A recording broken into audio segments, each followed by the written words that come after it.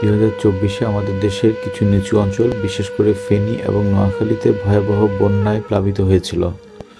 বহু মানুষ তাদের বসতবাড়ি হারিয়েছেন, অনেকেই অনেকভাবে তাদের সহযোগিতা করেছেন।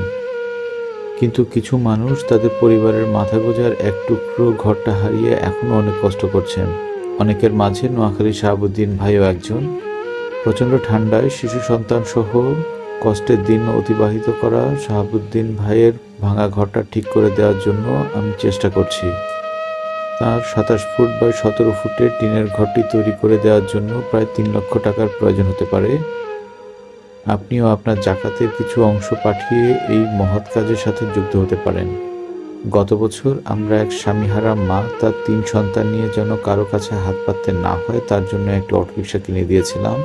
আলহামদুলিল্লাহ, তারা এখন ওই অটোরিকশার ইনকাম দিয়ে কিছুটা হলেও ভালো আছেন। আমরা আশা করছি এই রমজানের মাঝেই শাহাবুদ্দিন ভাইয়ের ভাঙা ঘরটি তুলে দিতে পারবো। তাই এই কাজের জন্য প্রয়োজনীয় টাকা জোগাড় করার চেষ্টা করছি।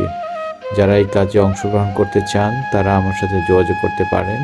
আর যারা অর্থ পাঠিয়ে অংশগ্রহণ করতে চান তাদের সুবিধার্থে ব্যাংক এবং বিকাশ নম্বর এই ভিডিও ক্যাপশনে আমি দিয়ে দিয়েছি।